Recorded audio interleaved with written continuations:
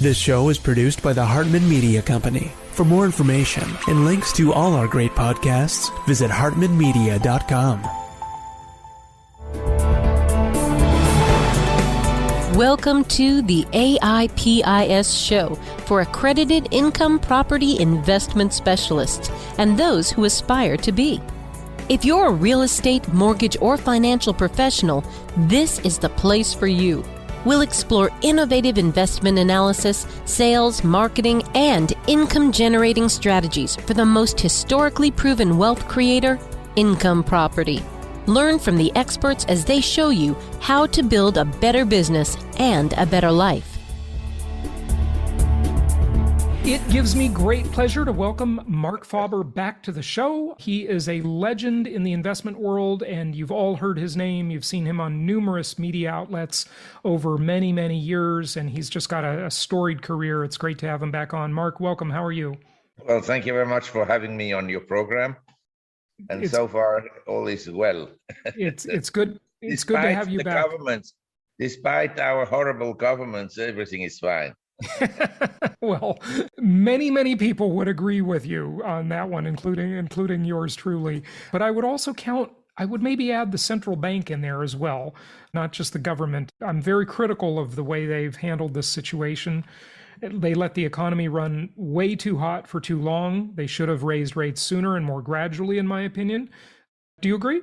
Well, central banks are part of the package of government. The government in the US is, say, the administration, the State Department, the White House, the CIA, the FBI.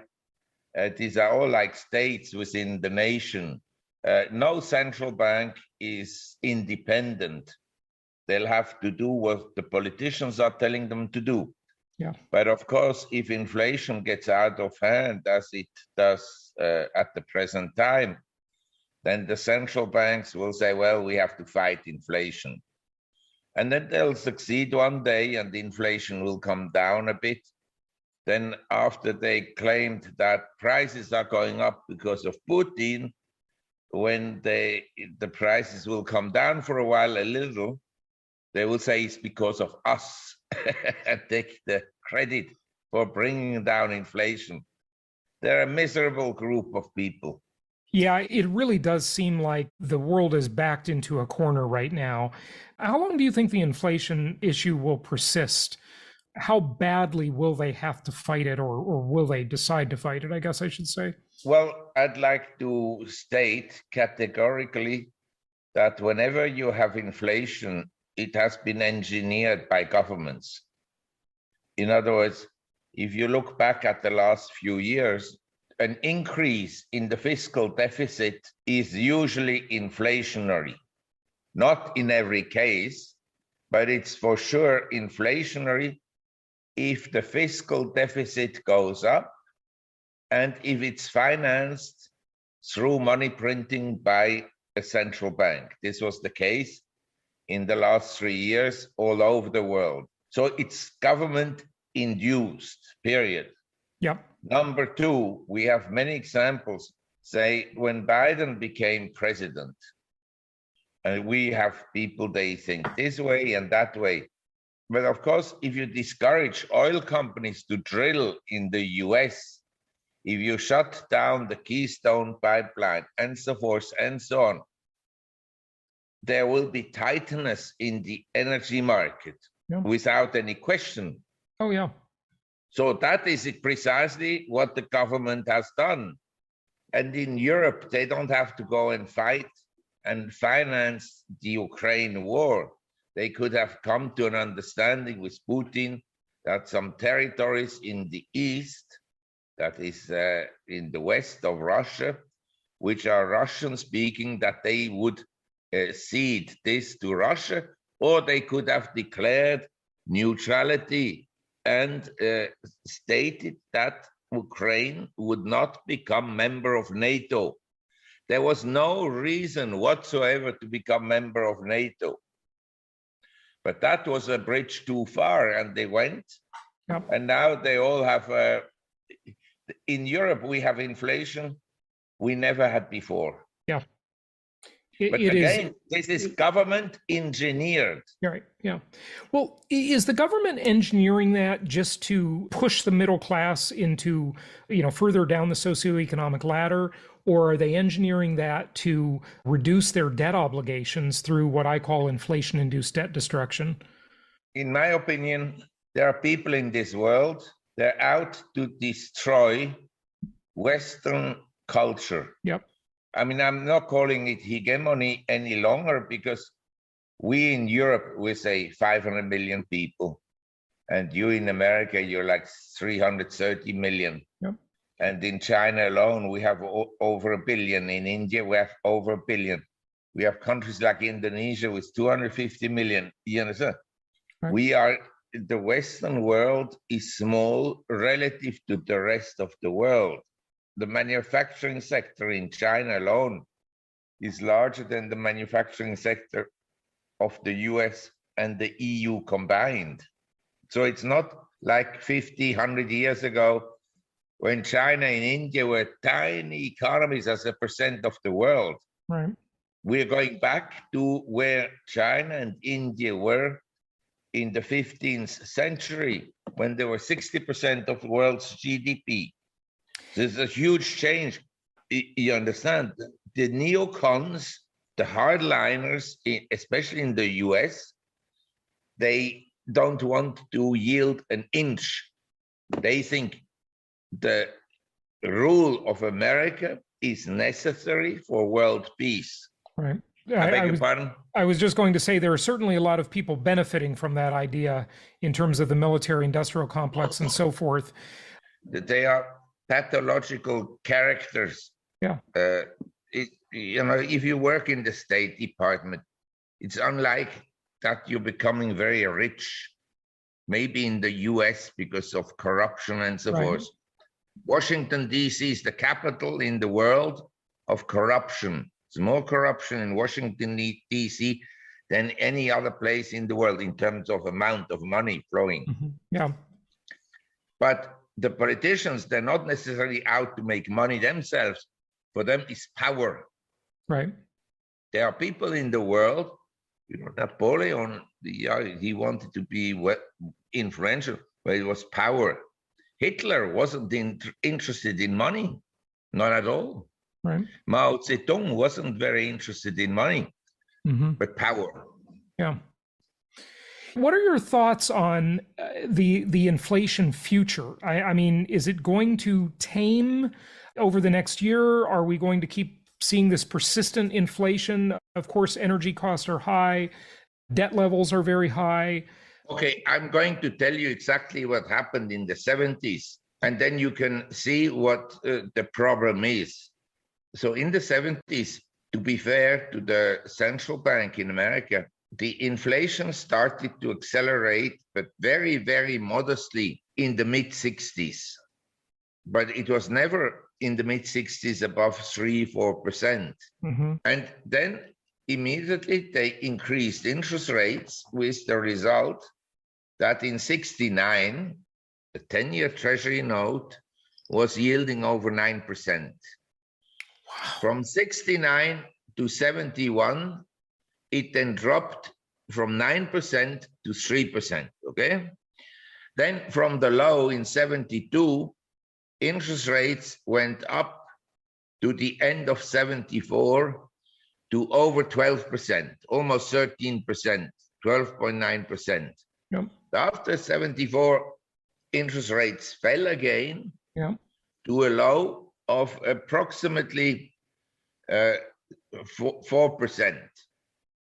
And then they rose again, and finally they peaked out at over 15%. Yeah. You understand? So you can have in a cycle of inflation, you can have a situation where, for instance, now we could have for the next 6 months, next 2 years, price is still going up, but not at 9% per annum. The rate of increase will maybe dropped to 7%, 6%, 5%, 4%. And then the central banks will say, well, look, we did it. we can ease again, print again, and boom, prices go up. Well, I'm not saying that this will be the case. Yeah. because there are some factors now that we don't control. Some of my friends who are well informed, and actually some of them live here in Asia, they're convinced the US will start a war against China. Mm-hmm. They think we're already in war times. That is very disconcerting for sure. I But tell war is inflationary, right? you don't want to look at your portfolio when there is war with China. That I can tell you. It would just be amazing that we could go to war with China with so much of our economies intertwined. I mean, we are their biggest It was customer. crazy, but the politicians are nuts. Yeah. Just look at the German politician. Look at this von der Leyen in Germany. She's the president of the EU. Clueless. The foreign minister is a lady called Baerbock. Yep. She's clueless. Look at Kamala Harris, clueless. Yeah. Obviously. Look at Biden. Asleep. He's not 100% up here. Yeah. It's truly shocking that these people are running the world. It's very scary, for sure. So is gold the hedge? What is the action step people can take listening, given what's going on? If you go back to the 70s, the hedge was between 1970 and 73. It was wheat, corn, soybeans. Mm-hmm. Then the bull market in grains was over. Right. Then the best were coffee and cocoa until 77. Mm-hmm. And throughout the period, the best were oil and oil stocks and oil drillers and oil servicing companies and, of course, mining companies and silver and gold. Yeah.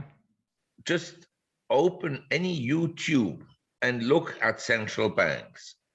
The one in Europe, Lagarde, she is a vicious politician who is clueless, or she lies. She may, you never know with the politicians, are they so clueless or do they blatantly lie? They're either stupid or evil. Yeah. I mean, to be fair to Greenspan, and I don't have a great admiration for him, but he was an intellect, and Volcker was a decent character. They were not lying as blatantly as the current crop of bureaucrats who run the central banks. Yeah. Yeah, I would agree. It's gotten much worse. It certainly has deteriorated over the years. But is Powell going to really continue on his Volcker-esque sort of policy? I mean, they just seem determined to break the markets with these rate hikes. They're so sudden. Well, you say the rate hikes are so sudden.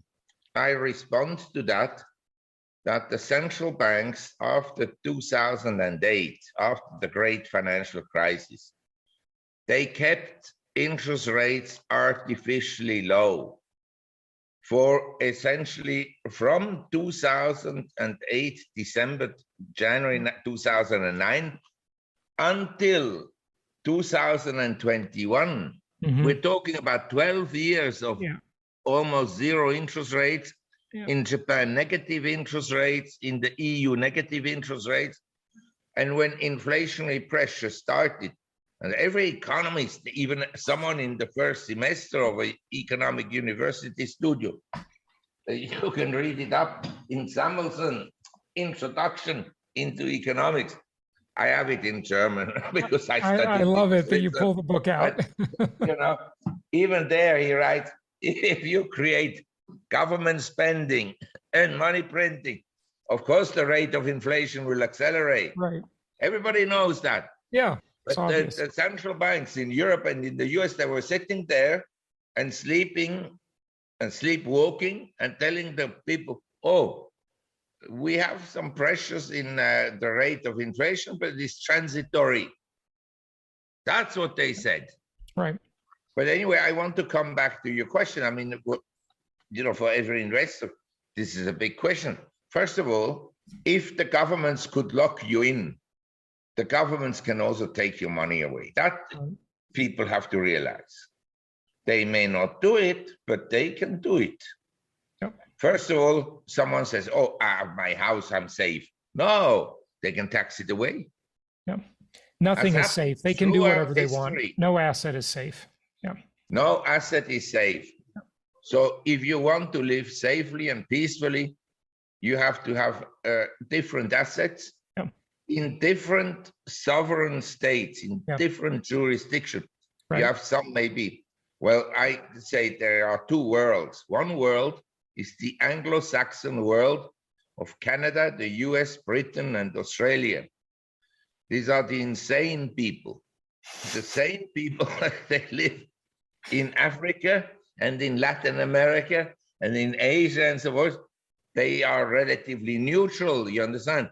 Isn't that funny? Because sides. the Anglo world that you mentioned thinks South America is so corrupt. And, that's just a constant thing. The corruption, the inflation, the political instability, switching back and forth from dictatorships to democracies. But you view that the opposite. I live in what people say is a corrupt country. Yeah. I don't have a lot to do with the government, but we own land. And we have to go to government offices for the land certificates and this and that. And you're in Thailand, just to be clear, yes, right? We have never encountered directly corruption. Mm-hmm. But everybody says there's corruption, but I haven't encountered it. If you choose to give money to someone, it's your choice. You don't have to in all cases. You can facilitate with money things. Right. And, with the vaccine story and this and that, and with the defense industry, there's big money flowing. Sure. The US government spends $4 trillion a year, okay? That's the government expenditures in the US. They collect tax about $3 trillion. The $4 trillion, if the country is very honest, 5% will be stolen. Mm-hmm. But this is the most honest country in the world. Like Norway, Switzerland, right. The Netherlands, Sweden, Finland. In America, what is stolen is probably 10, 20%. In Africa, 90% is stolen. Mm-hmm. Yeah, very interesting. So let's talk about Europe for a minute, if we can. What are your thoughts about the euro as a currency and the European Union in general? Can it stay together? Can that whole system hold? This is a very interesting question, and I want to answer it the following way. When they started this whole expedition against Ukraine in February, Mr. Biden, he proclaimed that NATO had never been as strong as it is now. This is wrong. We have huge demonstrations in Europe because people say, why do we give so much money to Ukraine and we have nothing? We don't have enough to eat. You understand? The pensioners in Europe, they're mad as hell because the pensions don't go up a lot, but the cost of living are going up a lot, more than 10% per annum. Sure. So, people have to higher in some places on shopping. And the income of retirees and people in Germany is relatively low, say, compared to the US and compared to Switzerland.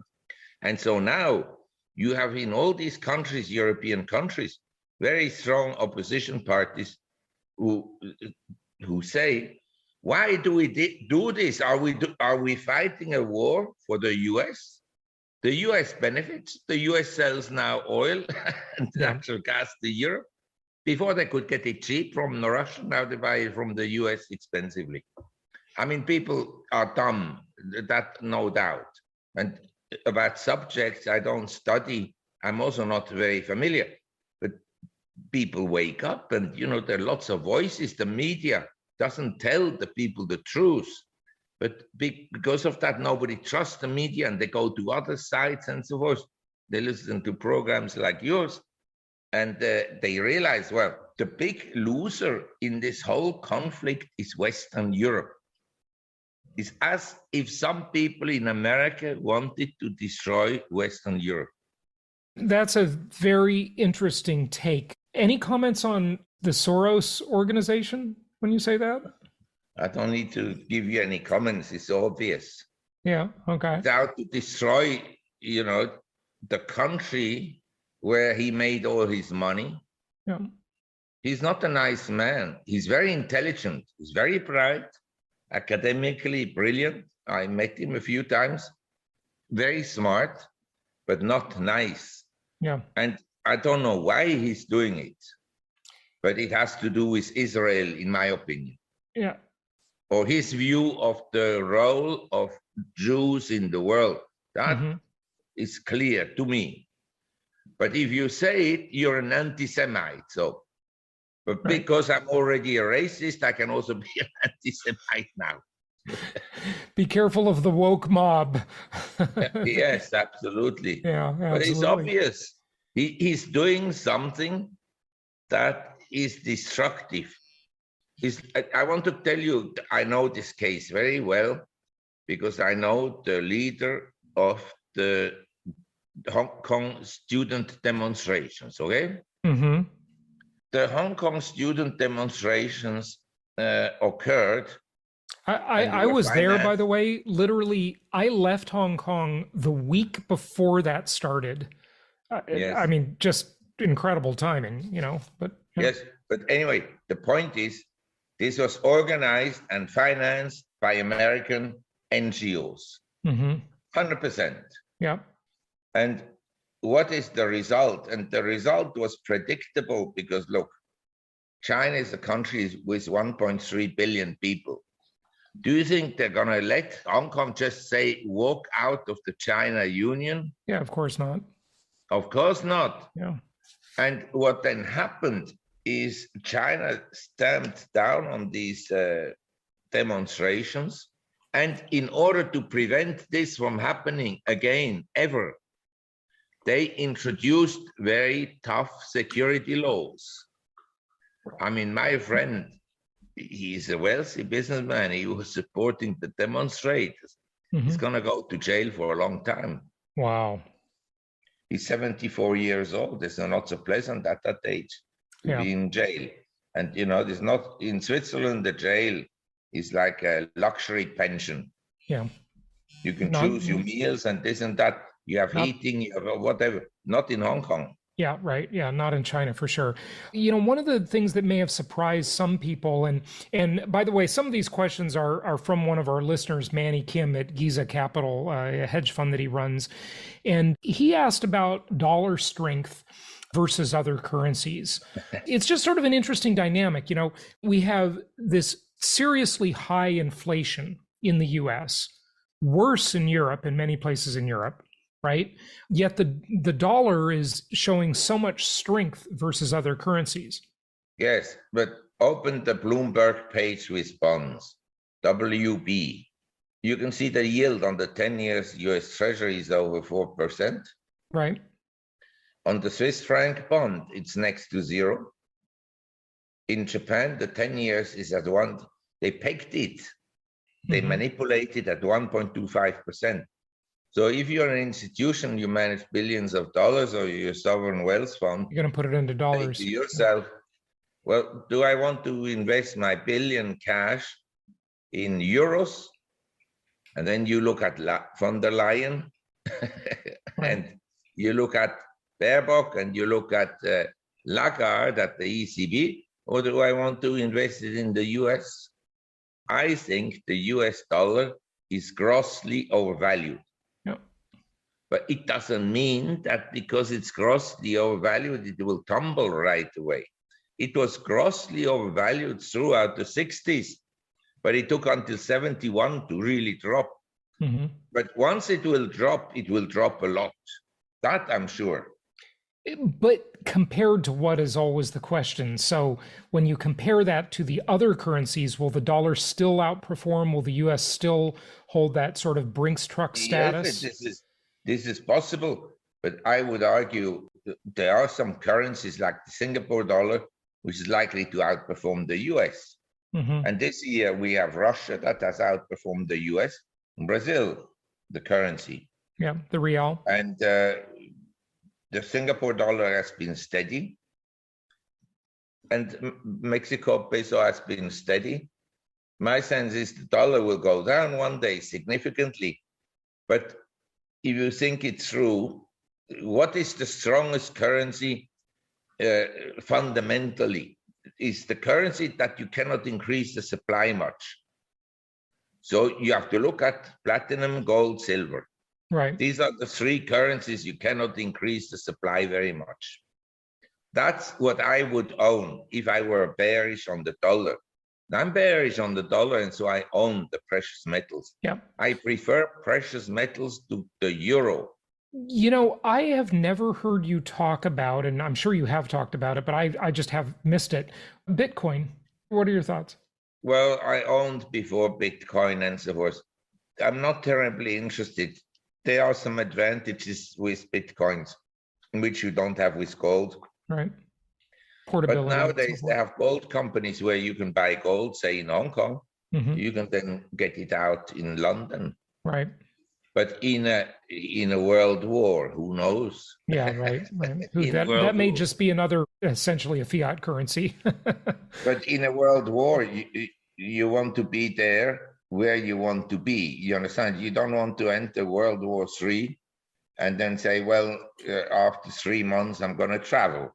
Because most likely you won't be able to travel safely. Right. That's gone out. Right.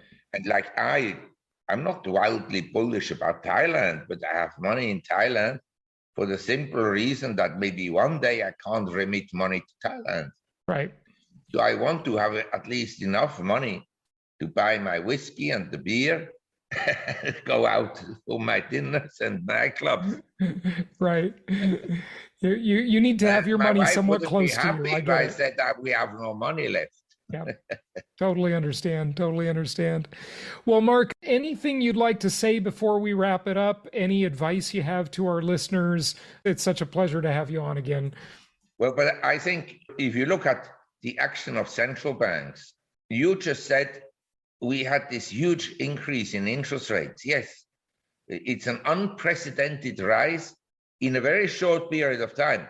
I mean, the long bond, if you look at the TLT, the bond ETF, long bond ETF, it's dropped from 170 to now, today it went down to 92, now it's 96. You understand? Okay. Never before has the bond market been this weak as we enter a recession. Normally in recessions, the bond market rallies.